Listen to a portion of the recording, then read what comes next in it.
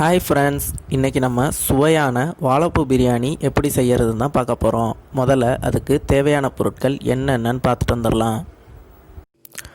வாழைப்பூ 1, சின்ன வெங்காயம் 20, பச்சை மிளகாய் 8, தேங்காய் 1 துண்டு, இஞ்சி 1 துண்டு, மிளகு அரை டீஸ்பூன், சோம்பு அரை டீஸ்பூன், மஞ்சள் தூள் அரை டீஸ்பூன், பிரிஞ்சி இலை 1, நட்சத்திர சோம்பு 1, பட்டை 1 துண்டு, கிராம்பு 6, எண்ணெய் தேவையான அளவு, கொத்தமல்லி 1 கப், கருவேப்பிலை தேவையான அளவு, உப்பு தேவைக்கு.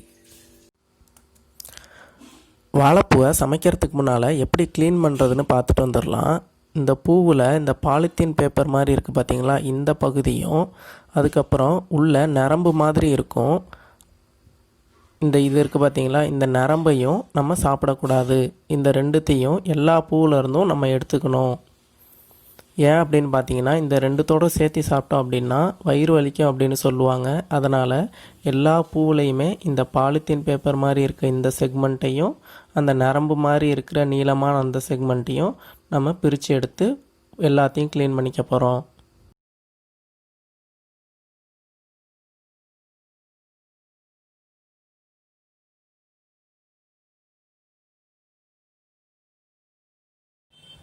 முதல்ல இதெல்லாம் அரைச்சி எடுத்துக்க போகிறோம். தேங்காய் சேர்த்துக்கிறோம், இஞ்சியும் மிளகும் சேர்த்துக்கிறோம், சோம்பு சேர்த்துக்கிறோம். இதெல்லாம் இப்போ அரைச்சி எடுத்துக்க போகிறோம்.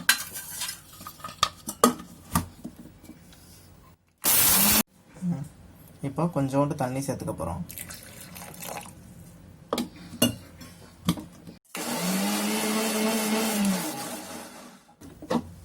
இப்போ நல்லா துவையல் மாதிரி அரைஞ்சிருச்சு. இந்த பதத்தில் எடுத்துக்கோங்க. இப்போது கடலை எண்ணெய் சேர்த்துக்கிறோம்.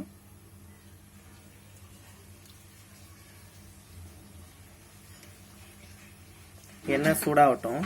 இப்போது எண்ணெய் காஞ்சிருச்சு. அதில் பிரியாணி இலை சேர்த்துக்க போகிறோம். இதில் பட்டை, கிராம்பு, அன்னாச்சி மூக்கு சேர்த்துருக்கோம். இதை நல்லா கிளறி விட்டுக்கலாம்.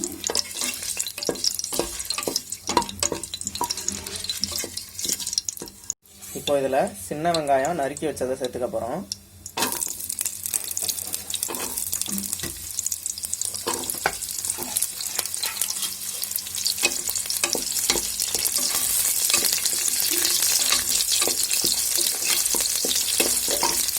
இப்போ இதில் பச்சை மிளகாய் சேர்த்துக்க போகிறோம்.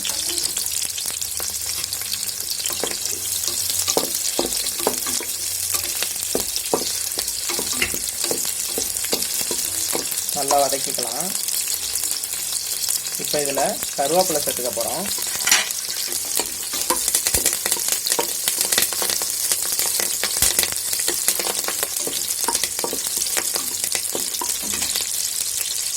இப்போ இதில் நறுக்கி வச்சிருக்க பூண்டை சேர்த்துக்க போகிறோம்.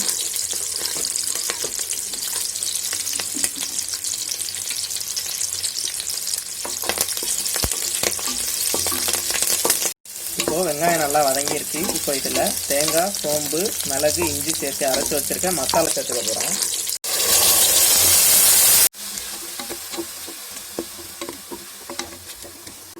இப்போ இதில் மஞ்சள் தூள் சேர்த்துக்க போகிறோம். வாழைப்பூவை நல்லா க்ளீன் பண்ணி சின்ன சின்னதாக கட் பண்ணி வச்சுருக்கோம். இதை என்னென்னா, வாழைப்பூ கட் பண்ணிட்டாலே கொஞ்சம் நேரத்தில் கருத்துரும். அதனால் இந்த கட் பண்ணி வச்சுருக்க வாழைப்பூவை மோர்லேயோ இல்லை அரிசி கழுவுன தண்ணியிலையோ போட்டு வச்சுக்கோங்க. அப்போ தான் அது கருக்காது. அதில் அதை வடிகட்டிட்டு டைரெக்டாக நம்ம இதை சமையலுக்கு யூஸ் பண்ணிக்கலாம். நம்ம அரைச்சி வச்சுருந்த மசாலா நல்லாவே இப்போ வதங்கிடுச்சு. இப்போ இதில் வடிகட்டி வச்சுருக்க வாழைப்பூவை சேர்த்துக்க போகிறோம்.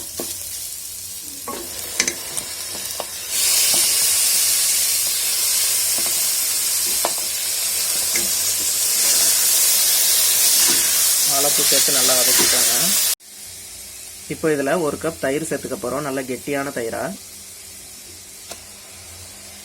நல்லா கெட்டியான தயிராக சேர்த்திங்கன்னா ரொம்பவே டேஸ்ட்டாக இருக்கும்.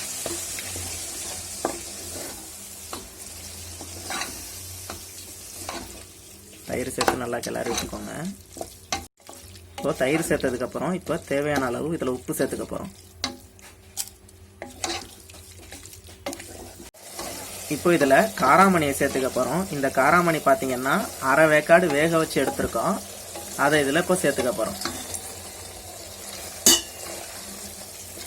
அரை வேக்காடு முன்னாடியே வேக வச்சுட்டோம். இப்போ இதில் அரை வேக்காடு வெந்துடும்.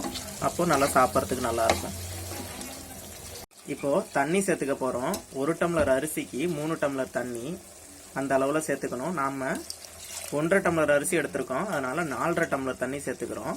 இப்போ நல்லா கொதி வந்துருச்சு. இப்போ இந்த டைமில் நம்ம அரிசி சேர்த்துக்க போகிறோம். புழுங்கரிசி எடுத்திருக்கோம், அரை மணி நேரம் ஊற போட்டு அதை இதில் இப்போ சேர்த்துக்க போகிறோம்.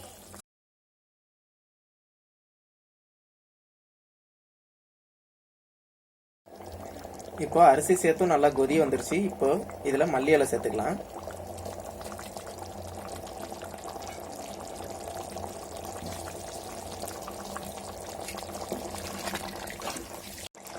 நல்லா கொதி வந்துடுச்சு. இப்போ குக்கரை மூடிக்கலாம். குக்கரை மூடி ஆவி வந்ததும் விசில் போட்டு சரியாக 5 நிமிஷம் கழித்து ஆஃப் பண்ணிக்கலாம்.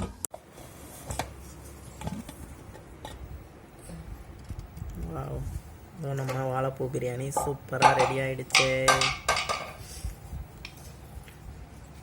இந்த சூட்டோட நம்ம நெய் சேர்த்துக்கலாம். எல்லாம் ரொம்ப வாசனையாக சூப்பராக இருக்கும். நெய் சேர்த்து மிக்ஸ் பண்ணிக்கலாம்.